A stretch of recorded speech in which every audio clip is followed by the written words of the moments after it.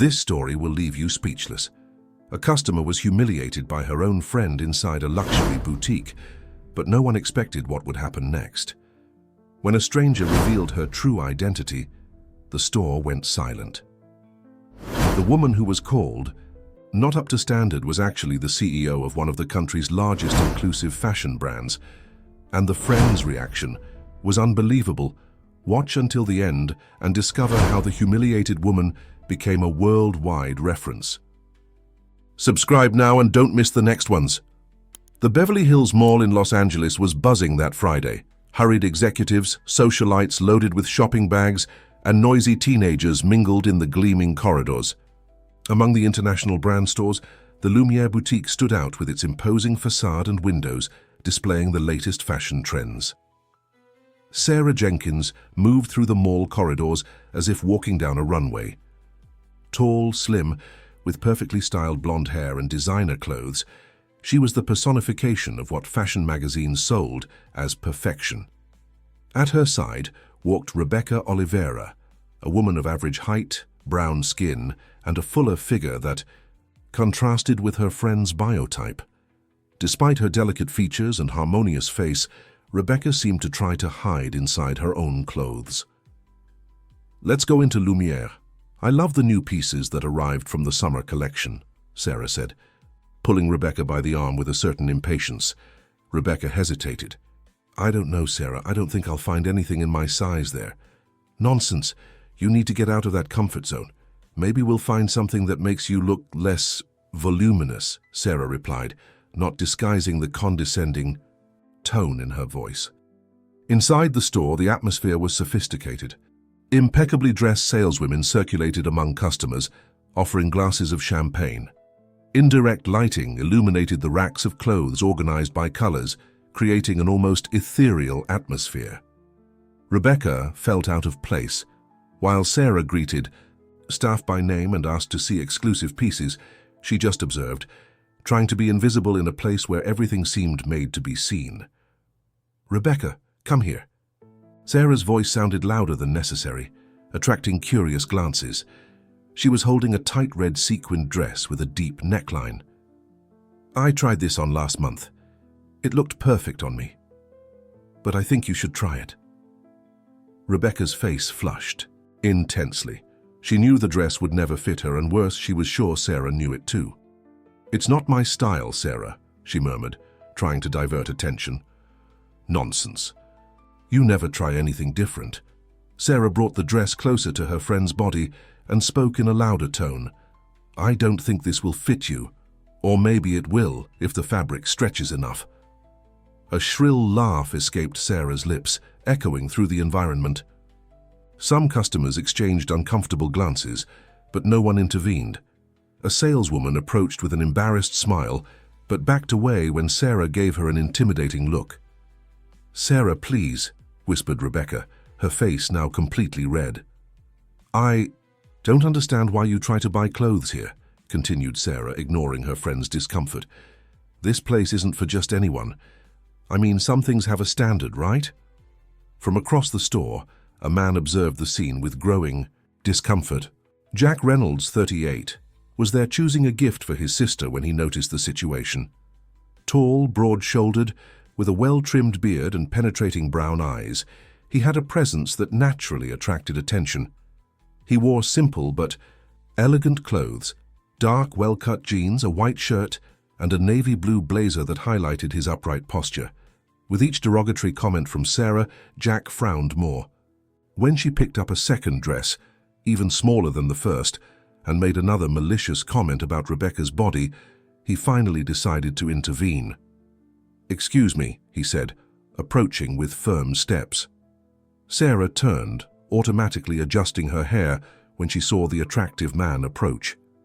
Her smile, however, froze when she realized he wasn't looking at her, but at Rebecca, with an expression of genuine interest.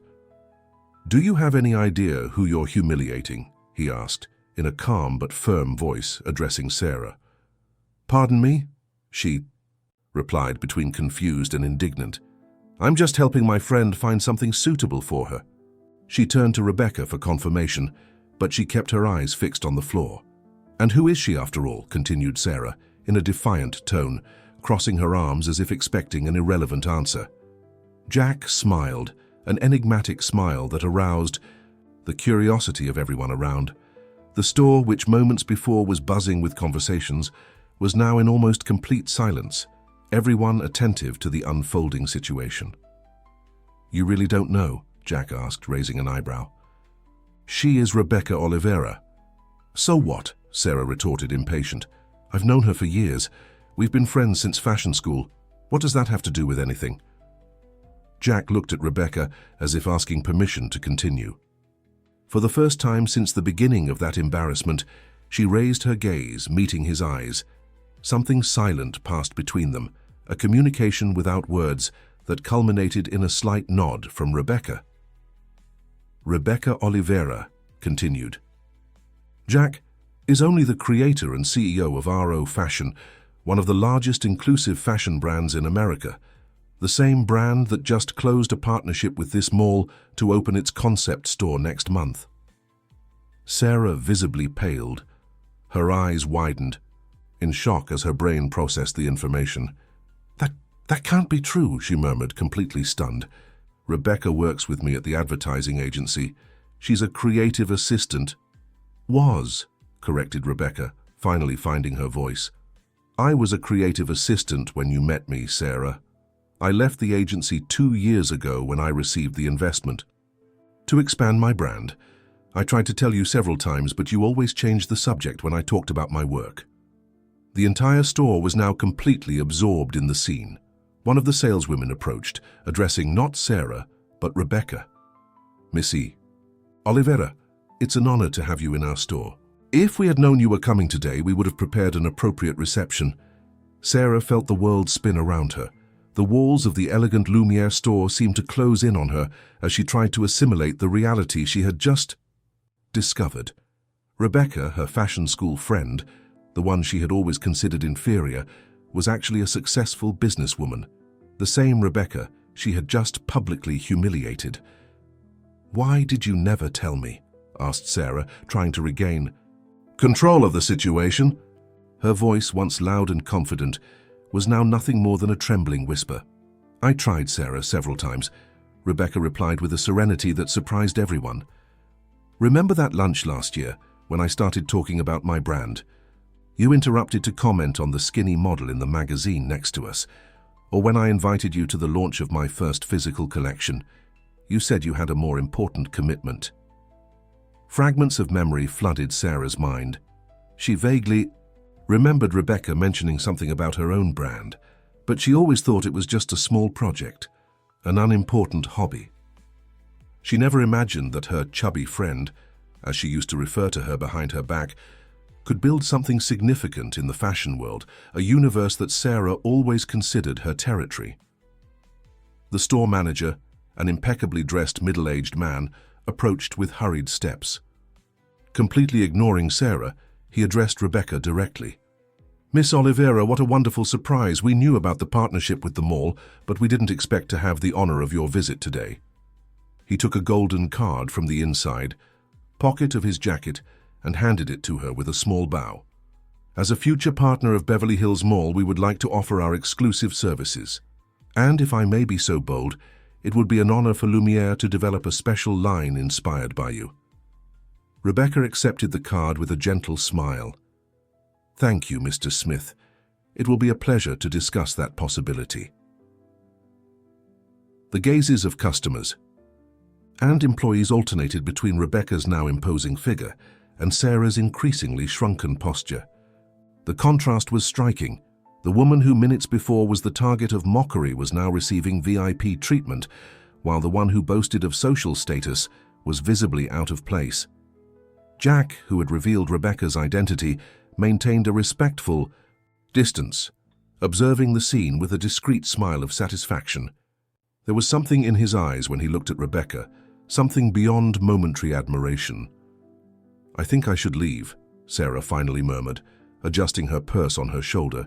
Her face, once flushed with the excitement of humiliating someone, was now pale with shame. "I have commitments and—" "No," interrupted Rebecca, surprising everyone. "Stay, Sarah. Since you're here, why not learn more about my work? Maybe it will help you understand that a person's value isn't in the size they wear, but in the impact they make on the world. Her words, spoken without anger but with firmness, silenced the environment again. It wasn't a humiliation in return, but an invitation to reflection, something that caught Sarah completely off guard. "Miss Oliveira," intervened the manager, "we have prepared a VIP room for situations like this. If you want to take your friend for a more private conversation, I would be happy to arrange it." Rebecca nodded, grateful, and with a discreet gesture invited Sarah to follow her.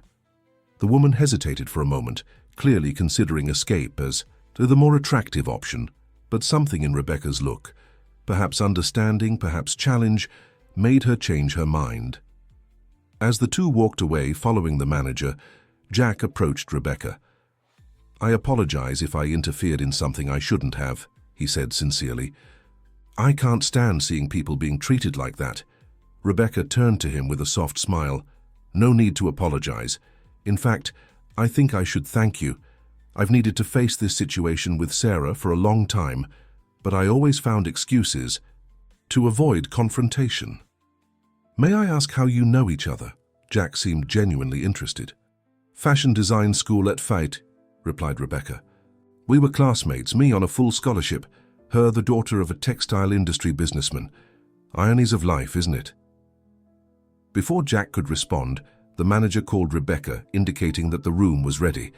She said goodbye with a wave and followed down the exclusive corridor that led to the store's VIP area. The private room was a small oasis of luxury. Soft leather armchairs, strategically positioned mirrors, a center table with fresh fruit, water, and champagne. Sarah was already seated, uncomfortably rigid on the edge of one of the armchairs. When they were alone, silence weighed between them. Years of unequal friendship, of malicious comments disguised as jokes, of veiled competition, all hung in the air like a dense fog. "Why did you continue being my friend?" It was Sarah who finally broke the silence, her voice almost childish. "In its vulnerability. After everything I put you through, why didn't you cut ties with me when you became successful?" Rebecca took a deep breath before answering. She sat in the armchair across from her former friend, no longer hiding her body or hunching her shoulders. "For a long time I believed I needed your approval," she began, looking directly into Sarah's eyes. "You were always what the fashion world idolizes. Thin, tall, blonde, rich. I was the opposite of that. In school, being your friend gave me some kind of status, protected me from worse humiliations." Sarah lowered her gaze, ashamed of the raw honesty of the words. "When I started RO Fashion, it was almost like an outlet," continued Rebecca. "I wanted to create clothes that made me feel beautiful, that weren't just enlarged versions of pieces made for bodies like yours. It was a small project at first, selling online with cheaper fabrics." She paused, taking a sip of the water served by the manager. "The brand grew organically. Women like me were hungry for clothes that valued them. In 6 months, I had a small team. In a year, I got the first investor. Today, 2 years later, we're in national expansion with plans for internationalization next year. You accomplished all this by yourself?" Sarah's question seemed genuinely curious without the usual tone of contempt. "Not alone. I had help from people who believed in my vision." Rebecca smiled slightly. "Maybe you remember Matthew, our classmate. He was my first partner, invested all his savings in the project." Sarah nodded vaguely. She remembered Matthew, a shy guy who was always taking notes and had ideas she considered absurd. "What about that man out there? Do you know each other?" The question came out almost involuntarily, revealing a hint of jealousy. "Jack? No. I've never seen him before, at least not in person." Rebecca hesitated as if pondering whether or not to continue. "He seems familiar to me, but I can't remember from where." Something in Rebecca's expression when mentioning Jack intrigued Sarah. It was a different look, as if there was a mystery to be unraveled. "And now?" asked Sarah, returning to the main issue. "What happens with us?" Rebecca looked at her former friend thoughtfully. There was hurt there, years of accumulated small cruelties, but there was also shared history, genuine moments of connection. People were too complicated to be just villains or heroines. That depends on you, Sarah, she finally replied. I'm willing to give a chance for a real friendship based on mutual respect. But for that, you would need to really see me, not as the chubby friend, not as the surprising CEO, but as a complete person. The sincerity of that offer hit Sarah like a punch to the stomach. Unexpected tears sprang to her eyes. Surprising. Both of them. I don't know if I know how to do that, she admitted in a rare display of vulnerability. I've always been like this. Always defined myself by being better than others. It's scary to think about changing. Change is a process, Rebecca said softly. It doesn't happen overnight. If you're willing to try, we can discover that path together. Outside the VIP room, Jack waited patiently, leafing through a magazine without really paying attention to the content. There was something about that woman, Rebecca Oliveira, that intrigued him deeply. It wasn't just her success story or the dignity with which she faced humiliation. It was something more, something that made him feel an inexplicable connection. What Jack didn't yet know, but would soon discover, was that seemingly casual encounter would forever change the course of his life and Rebecca's. 3 days passed since the incident at Beverly Hills Mall. For Rebecca, they were intense days, filled with meetings about the new concept store, interviews for fashion magazines, and the usual work at the RO Fashion headquarters, located in a renovated former warehouse in Silver Lake, Los Angeles. The space was the perfect representation of the brand's philosophy. Exposed brick walls, furniture made from recycled materials, large windows that ensured abundant natural light.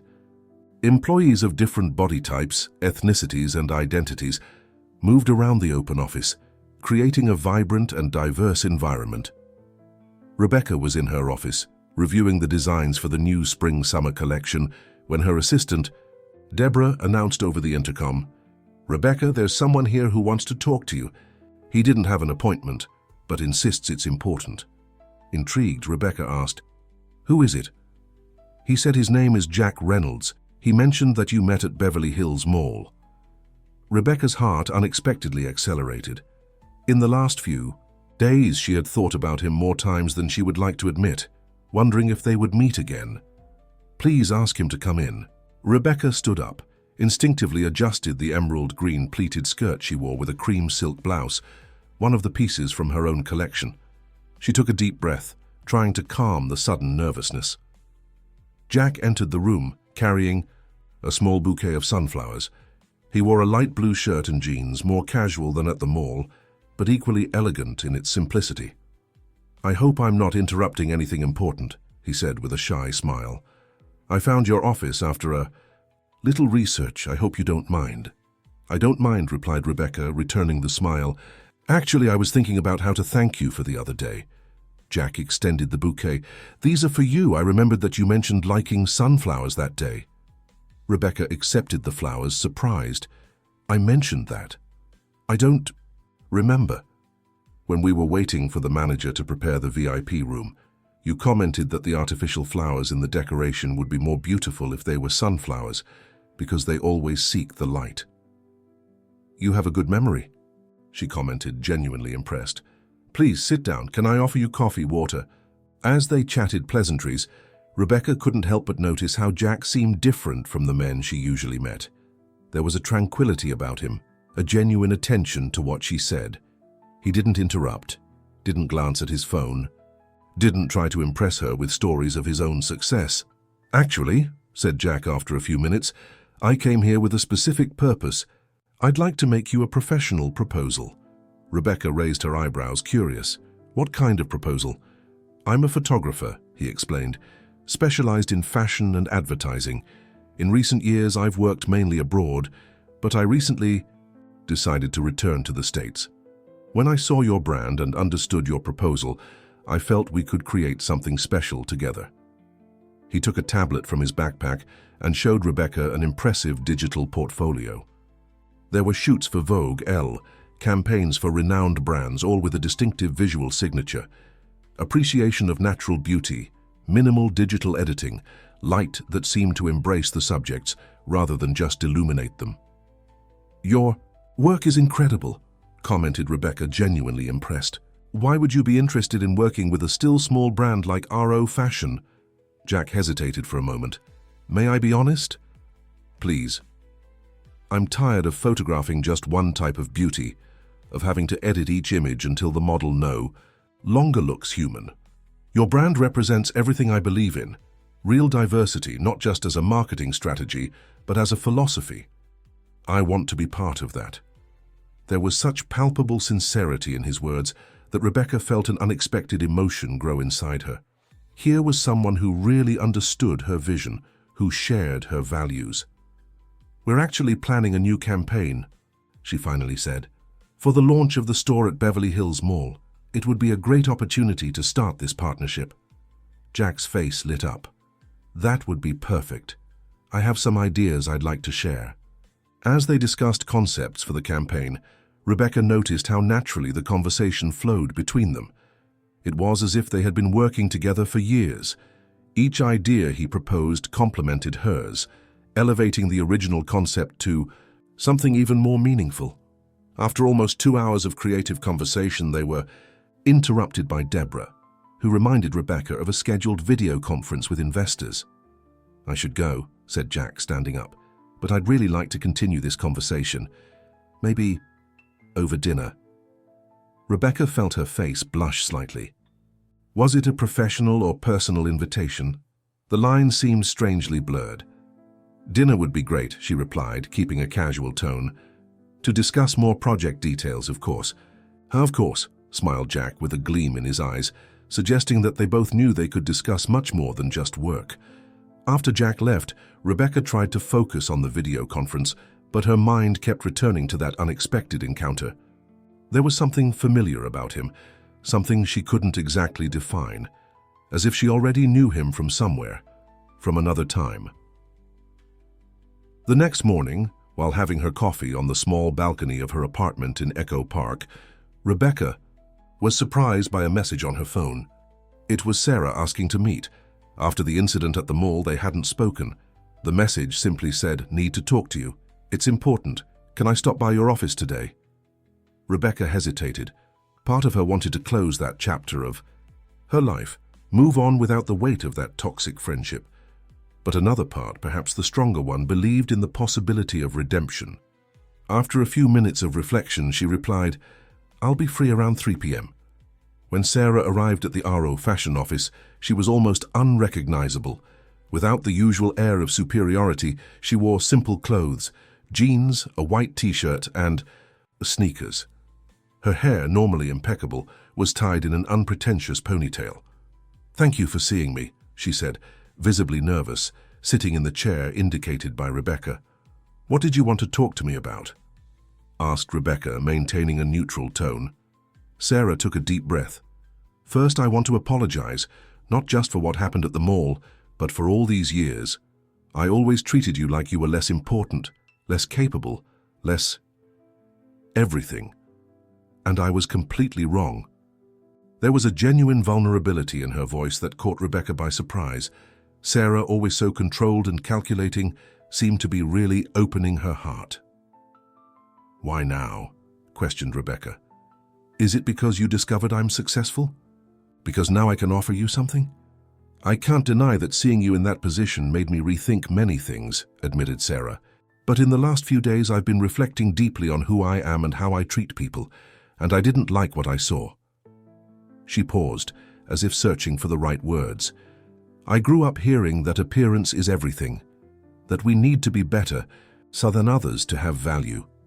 My mother, my father, everyone around me reinforced that, and I internalized it completely. But seeing you, successful on your own terms, made me question all of that." Rebecca observed attentively, looking for signs of falsity but finding only raw sincerity. "What exactly do you want from me, Sarah?" "A chance," she replied promptly. "A chance to learn from you, to understand this world you've created. I want to change, Rebecca, really change." Rebecca remained silent for a few moments, evaluating the situation. She had known Sarah long, enough to know that she rarely did anything without ulterior motives, but she could also recognize when someone was being genuine. "I'll give you that chance," she finally said. but with one condition. "What?" asked Sarah, anxious. "I'm going to invite you to participate in a special project from RO Fashion. We're launching an initiative called Beyond Appearances, where people share their experiences with beauty, standards, and how it affected their lives. I want you to be one of the participants." Sarah visibly paled. "You want me to publicly talk about my prejudices?" "Exactly," confirmed Rebecca. "Not to humiliate you, but to show that people can change. That no one is condemned to repeat toxic patterns forever. It would be a powerful message coming from someone like you." The proposal clearly caught Sarah by surprise. She bit her lower lip in a rare gesture of insecurity. "I don't know if I have the courage," she admitted. "That's exactly why you need to do it," replied Rebecca gently. "True growth always begins outside our comfort zone." At that moment, they were interrupted by a knock on the door. It was Deborah again. "Sorry for the interruption, Rebecca, but Jack Reynolds is here to discuss the campaign details. He said you had arranged it?" Rebecca's heart accelerated again at the mention of Jack's name. It was a reaction she couldn't control, and it left her slightly disconcerted. "Yes, we arranged," she replied. "Ask him to wait a few minutes, please." When Deborah left, Sarah observed Rebecca with curiosity. "Jack Reynolds, the man from the mall?" "Yes," confirmed Rebecca. "He's a photographer. He's going to work on our next campaign." An insinuating smile appeared on Sarah's lips. "Just on the campaign? Because the way your eyes sparkled when you heard his name suggests something more." Rebecca felt her face heat up. It was irritating how Sarah, even in her new, repentant version, could perceive exactly her vulnerabilities. "We're just starting a professional partnership," she said, trying to sound indifferent. "If you say so," Sarah replied in a tone that made it clear she didn't believe that story. "So about your proposal, I accept. I'll participate in the Beyond Appearances project." Rebecca smiled, genuinely surprised. "Really? I thought you'd need more. Time to consider." "Maybe the old Sarah would need it," she replied, standing up. "But I'm trying to be someone different now. And as you said, growth begins outside the comfort zone." When Sarah left, Rebecca spent a few moments reflecting on that unexpected conversation. Was it possible that people really changed so drastically? Or was she being naive in believing Sarah again? Her thoughts were interrupted by Jack, who entered the room with his warm smile and a folder full of ideas for the campaign. For a few hours, Rebecca managed to set aside her doubts about Sarah and focus on the work and the pleasant company of that man who, inexplicably, seemed to have entered her life to stay. The following weeks passed at a frantic pace for Rebecca.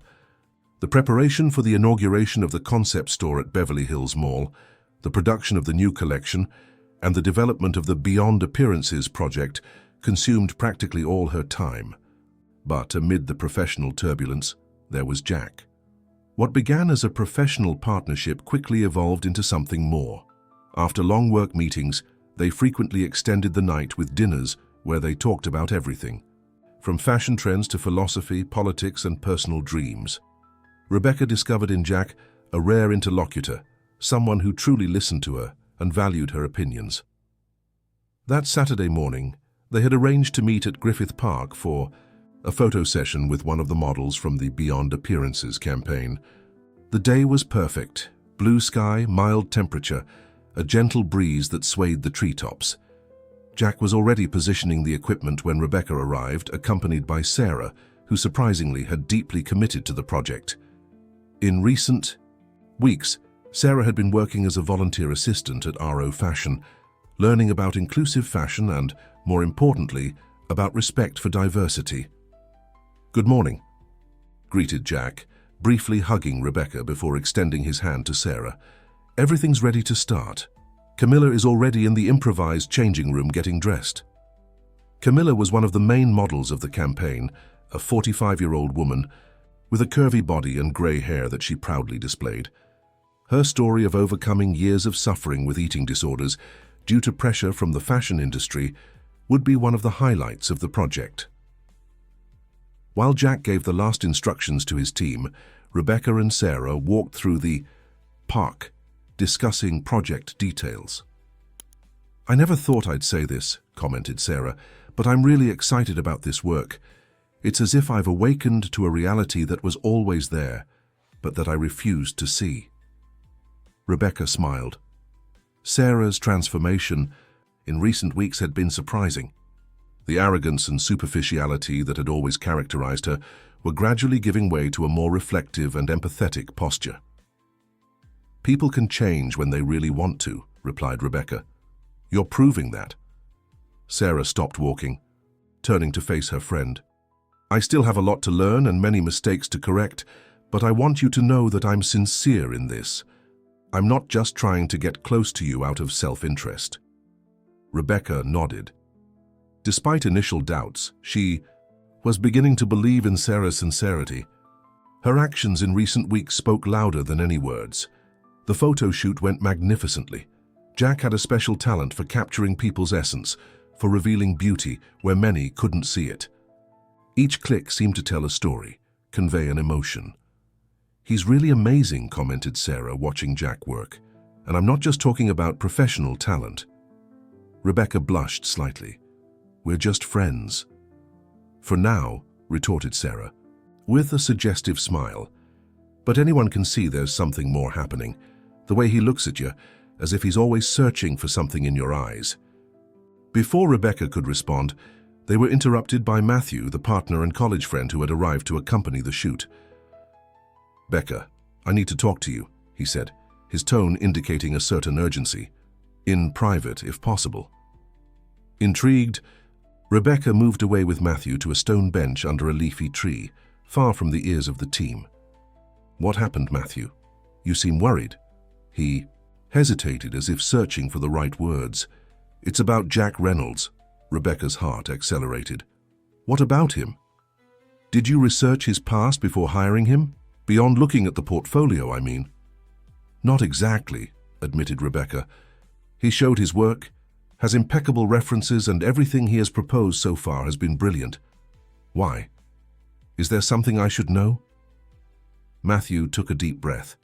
"Remember when we were in our last year of college, and you developed that conceptual inclusive fashion project for the senior thesis, the one that was so praised by the professors, but was later copied by a famous brand?" Rebecca nodded, the memory still painful, even after so many years. Her final project had been revolutionary for the time, a proposal for adaptive and inclusive fashion that went far beyond plus size, also addressing people with physical disabilities and neurodivergence. 6 months after the presentation, an international brand launched a practically identical line without any credit to her. "It was the worst phase of my life," murmured Rebecca. "I was so devastated that I almost gave up my career. That project was my exposed heart." "Well," continued Matthew, his gaze fixed on Jack in the distance, "I've been researching Jack Reynolds' previous work and discovered something that left me uneasy. At the time of the launch of that collection that plagiarized your work, he was the brand's photographer." Rebecca felt as if she had been punched in the stomach. "What?" "He worked directly on the advertising campaign that presented to the world." "The collection that stole your ideas," explained Matthew. "Which makes me question, would it be a coincidence that he appears now, just when RO fashion is on the rise?" Rebecca's head was spinning. Jack involved in that painful episode of her past? Could it be possible that he had deliberately sought her out, perhaps to steal other ideas, or worse, to sabotage her brand as some kind of corporate revenge? "This doesn't make sense," she murmured, more to herself than to Matthew. "Jack didn't even know me before the incident at the mall." "Are you sure about that?" questioned Matthew, "because the records show that he photographed fashion events in New York at the time we were in college, including the graduation fashion show where you presented your project." The revelation hit Rebecca like lightning. Now she understood that persistent feeling of familiarity when she looked at Jack. It wasn't a mystical connection, as she had romantically imagined, but because she had probably seen him at that event years ago. "What do you think I should do?" she asked, suddenly feeling vulnerable. "Confront him," replied Matthew without hesitation. "Ask directly what his real interest in RO fashion is. If he's innocent, he'll know how to explain himself." Rebecca looked at Jack, who was smiling while showing some photos to Camilla on the camera display. There was authenticity in that smile, in the way he interacted with the team, in the respect with which he treated the models. Was it all an elaborate act? "I'll talk to him," she finally decided, "but not today. I don't want to ruin the shoot." Matthew nodded, lightly squeezing his friend's shoulder in a sign of support. "I'm just trying to protect you, Becca. You've worked too hard to get here. I couldn't bear to see someone try to destroy that." "I know, and I appreciate it," replied Rebecca, forcing a smile. "Let's finish the shoot, and then I'll decide how to approach this." The rest of the day was an exercise in self-control for Rebecca. Each of Jack's smiles, each casual touch, each look, everything was now filtered through suspicion. Was he really who he said he was? Or was there an obscure plan behind his approach? When the shoot ended late in the afternoon, Jack invited Rebecca to dinner. "To celebrate the success of the day," he explained, with that smile that used to accelerate her heart. "Sorry, but I'm exhausted," she lied. "Let's leave it for another day." Something in Rebecca's tone of voice or expression must have alerted Jack, because his smile faltered. "Is everything okay? You seem distant." "Just tired," she insisted, avoiding his gaze. "We'll talk tomorrow." As Rebecca walked away, she felt the weight of Jack's gaze on her back. Doubt corroded her chest. She had finally found someone who seemed to understand her completely, who shared her vision, who made her feel special not despite her differences but because of them. And now she discovered that this someone could be linked to the most painful moment of her professional trajectory. At home, alone with her thoughts, Rebecca rummaged through old boxes until she found the graduation album. She flipped through the yellowed pages to the section of photos from the final fashion show, and there he was, younger, longer hair but unequivocally Jack Reynolds, kneeling at the edge of the runway, camera in hand, capturing the moment she presented her revolutionary project. A tear escaped when reality finally settled in. Jack not only knew her original work, but had been there, witnessing the beginning of everything. And later, he worked on the campaign of the brand. That plagiarized her. "Why didn't you tell me?" she whispered to the photograph as if Jack could answer. "What do you really want from me?" That night, Rebecca could barely sleep. Her mind alternated between wonderful moments with Jack in recent weeks and the devastating suspicion that now hung over him. She needed answers, and she knew exactly how to get them. The next morning, she sent a message to Jack. "We need to talk. It's important. Can you come to my apartment at 7 p.m? The response came almost immediately. "Of course. Did something happen?" "We'll talk in person," she replied, succinct. The hours that followed seemed to drag on. Rebecca tried to focus on work, but her mind constantly returned to Jack, to the possibilities, to the fear of having opened her heart to someone who might be just manipulating her. At 7 p.m. sharp, the doorbell rang. The moment of truth had arrived. Rebecca took a deep breath before opening the door. Her apartment in Echo Park, normally a welcoming refuge with its earth-toned decor and plants everywhere, now seemed too small to contain her anxiety. Jack was standing in the hallway, holding a small box of sweets from the confectionery she had mentioned loving. He wore jeans and a simple white shirt, his hair slightly disheveled as if he had run his hands through it several times, a habit she had already noticed when he was nervous. "Hi," he said with a hesitant smile. "I brought your favorite chocolate, truffles." The gesture, which days earlier would have warmed her heart, now only intensified her doubts. Was it genuine or just another layer of elaborate manipulation? "Thank you," she replied, accepting the box and indicating the living room sofa. "Please, sit down." Jack obeyed, clearly perceiving the tension in the air. "Rebecca, what's going on? Your message left me worried." She sat in the armchair across from the sofa, deliberately maintaining distance. For a moment, she just observed the man in front of her, trying to reconcile the Jack she had come to know in recent weeks. Attentive, talented, apparently sincere, with the possibility that it was all just a deception. "I need to ask you something," she finally began, her voice firmer than she expected, "and I want the complete truth." He nodded, his expression suddenly serious. Always. Rebecca removed the graduation album from the coffee table, opened to the page where he appeared photographing the fashion show. She slid the album to Jack and carefully observed his reaction. His face visibly paled. His eyes widened in recognition, and for a moment it seemed he was going to say something. But then he closed his mouth, running his hand through his hair in that already familiar nervous gesture. "You were there," Rebecca stated, each word loaded with contained emotion. "At my graduation fashion show, photographing my senior thesis project.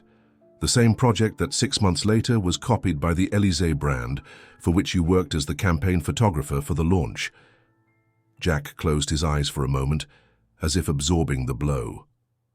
When he opened them again, there was a mixture of resignation and sadness in his gaze. "I knew this day would come," he said, his voice almost a whisper. "I just hoped to have the chance to tell you everything before you discovered it like this."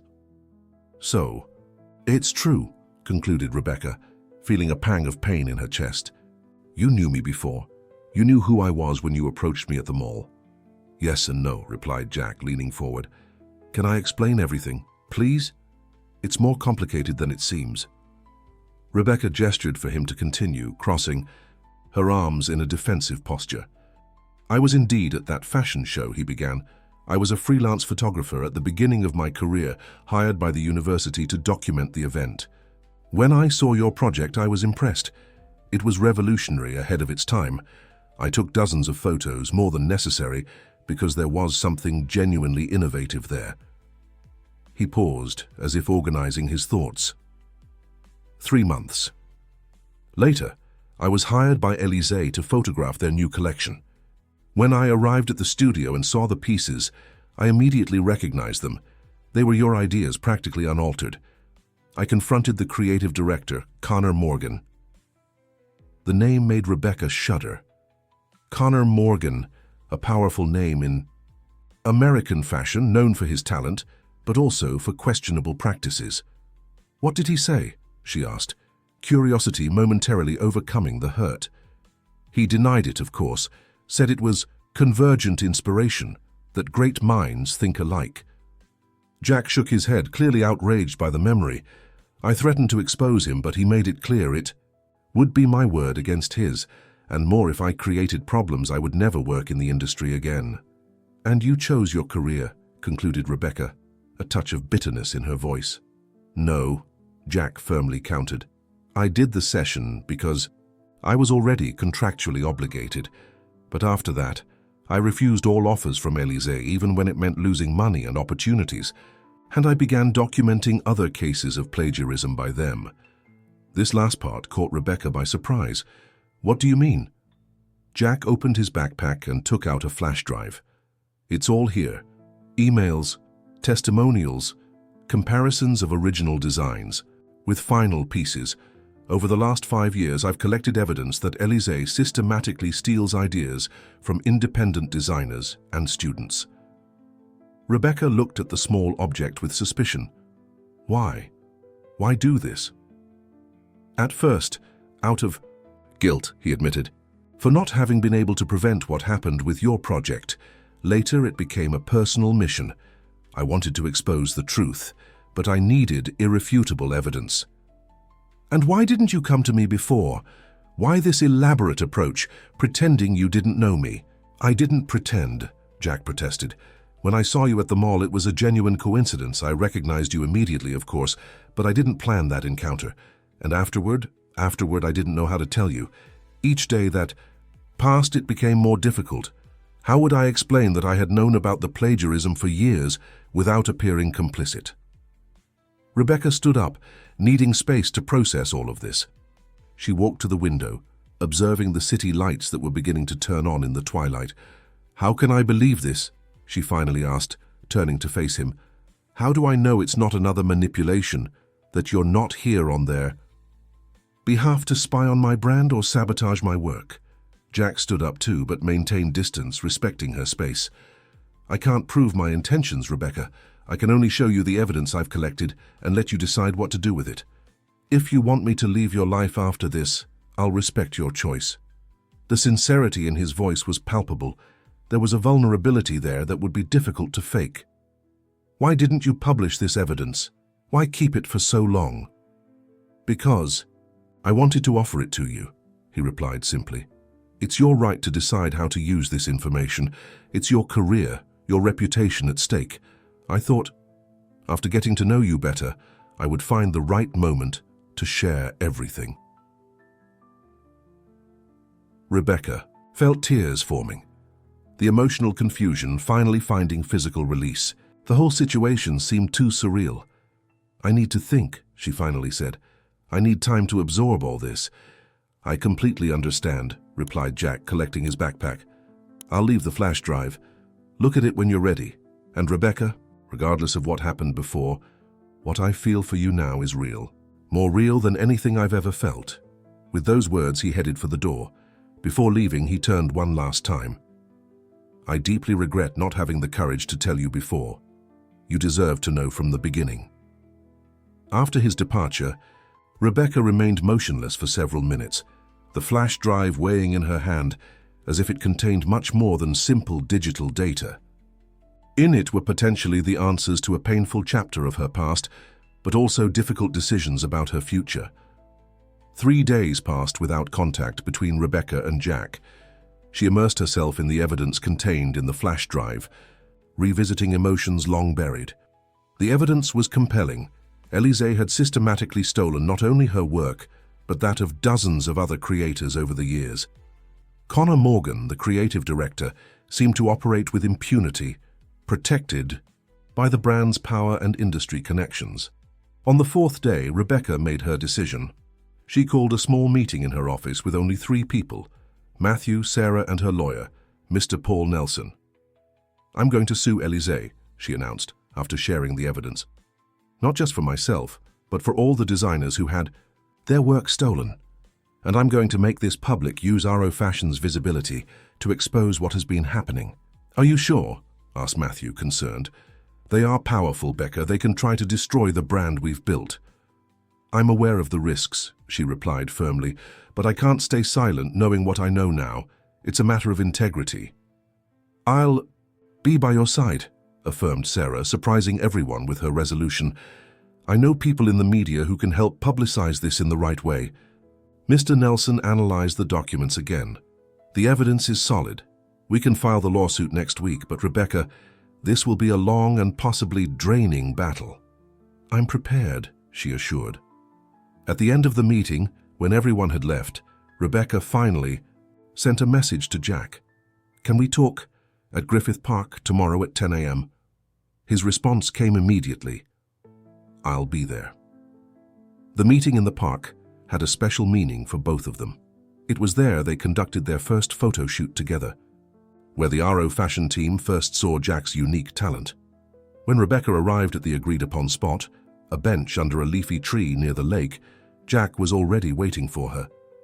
He looked tired, with visible dark circles under his eyes and unshaven, clear signs of sleepless nights. Thank you for coming, she said, sitting beside him. Thank you for giving me this chance, he replied. A comfortable silence established between them, both observing the ducks that glided placidly over the surface of the lake. It was Rebecca who finally broke the silence. I've decided to sue Elise, she announced, carefully observing Jack's reaction. I'm going to use the evidence you collected if you'll allow it. It's yours, he promptly replied. It always was. I'm glad you've made that decision. It's going to be a difficult battle. You won't be alone, Jack affirmed, turning to face her. I'm willing to testify, to tell everything I know, if that helps your case. Rebecca studied his face for a moment, looking for any sign of falsehood, but finding only sincere determination. This could affect your career, she warned. Connor Morgan has a lot of influence in the industry. I don't care, he replied simply. I've carried this guilt for too long. It's time to do what's right. In that moment, something dissolved inside Rebecca, a wall of distrust carefully built over years of disappointments. For the first time since discovering their shared past, she allowed herself to really look at Jack, to see the man beyond the complicated history that connected them. Why? She asked, her voice almost a whisper. Why do you care so much about this, about me? Jack hesitated as if carefully weighing his words. "When I first saw your work at that fashion show, it wasn't just the design that impressed me," he began. "It was the purpose behind it. The way you thought about real people, their needs and desires. It's rare to find someone who creates not just for aesthetics, but with genuine empathy." He paused, gathering courage for the complete confession. "For the past 5 years, I've followed your trajectory from a distance. I saw how you transformed that defeat into fuel to create something even more meaningful. RO Fashion isn't just a brand, Rebecca. It's a movement. And when I finally had the chance to meet the person behind it all, well, you exceeded all expectations." The words touched Rebecca deeply. There was truth in them, an admiration that she wouldn't be easily faked. "I still don't know if I can completely trust you," she admitted honestly, "but I want to try, step by step." The smile that illuminated Jack's face was like the sunrise, gradual, warm, transformative. "That's all I ask," he replied, "a chance to prove with actions, not just words, that I'm on your side. Not just in this battle against Élysée, but in everything that comes after." That morning in the park, sitting side by side watching life happen around them, Rebecca and Jack didn't seal their relationship with grand declarations or dramatic gestures. Instead, they found in each other's presence the silent promise of a shared path, a path that, though uncertain, now seemed possible to walk together. 6 months later, the buzz at Beverly Hills Mall was palpable. A crowd gathered in front of RO Fashion's new concept store, eager for the inauguration ceremony. Journalists, influencers, celebrities, and ordinary customers all wanted to witness the moment that marked not just the expansion of a brand, but the consolidation of a philosophy. Behind the scenes, Rebecca adjusted the final details of her look, an outfit specially designed for the occasion, which valued her natural curves with elegance and comfort. "You look absolutely stunning," said Sarah, who in recent months had become a true ally, officially working as the public relations director of RO Fashion. "Ready to make history?" Rebecca took a deep breath, feeling a mixture of nervousness and excitement. As ready as possible. The lawsuit against Élysée was still in court, but the public impact had already been immense. The exposure of the systematic plagiarism scheme shook the fashion market, inspired other victims to speak out, and most importantly, opened a necessary discussion about ethics and originality in the fashion world. Conor Morgan had temporarily stepped away from the creative direction, and the brand was struggling to rebuild its reputation. For Rebecca, however, the focus was now on the future. RO Fashion had become a symbol of resistance and innovation, attracting investors who shared her inclusive vision. 5 minutes, announced Matthew, entering the dressing room with a tablet in his hands. "The line is doubling down the mall corridor. I've never seen anything like it." At that moment, Jack entered discreetly, camera in hand. In recent months, besides the personal relationship that was blossoming between them, he had become the official photographer of the brand, bringing his sensitive eye to campaigns that celebrated diversity. "Just came to wish you good luck," he said, approaching for a soft kiss on Rebecca's lips. "Although you clearly don't need it." She smiled, feeling that familiar wave of warmth that his presence always provoked. "I'll take the luck anyway, and you." When Rebecca finally stepped onto the stage set up in front of the store, she was greeted by enthusiastic applause. Cameras flashed, capturing the historic moment. At the microphone, she briefly told the journey of RO Fashion, from the initial difficulties to the celebration of that day. "True beauty isn't in fitting into imposed standards," she said, her firm voice echoing through the space. "It's in recognizing and celebrating our uniqueness. Each body, each story, each person deserves to feel represented and valued. Fashion shouldn't be about exclusion, but about expression." As she spoke, her gaze found Jack in the crowd, photographing the moment with the same passion he demonstrated in everything he did. Next to him, surprisingly, was Sarah, no longer the superficial and cruel friend, but a true partner, someone who had found the courage to change and grow. This store, continued Rebecca, is more than a commercial space. It's a manifesto, a declaration that we are redefining beauty standards, and I invite each one of you to be part of this revolution.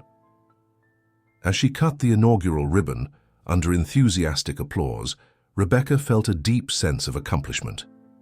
It wasn't just professional success that moved her, but the personal journey that had brought her here. From the insecurities and humiliations of the past to the present, where she finally felt whole, valued, and above all, truly seen.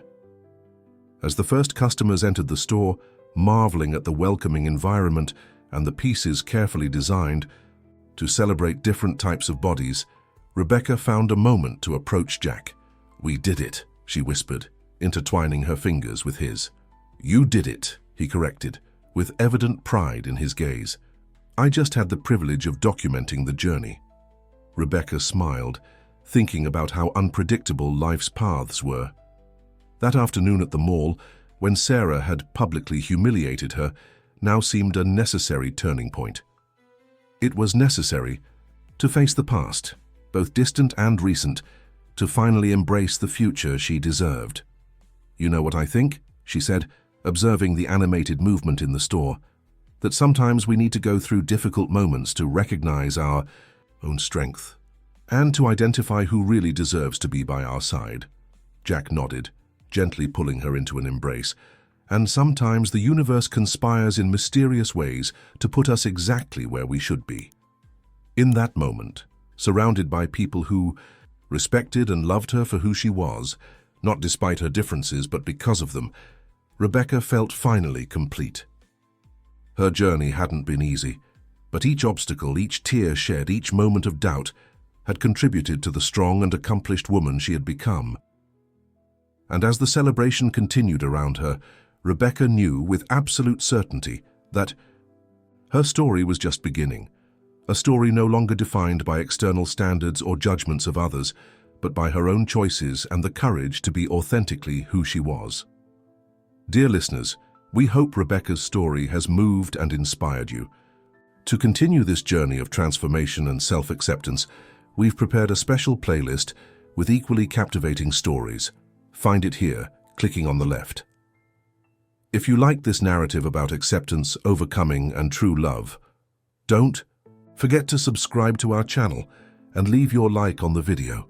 Every day we bring unique stories that explore the complexity of life and the beauty of being who we truly are.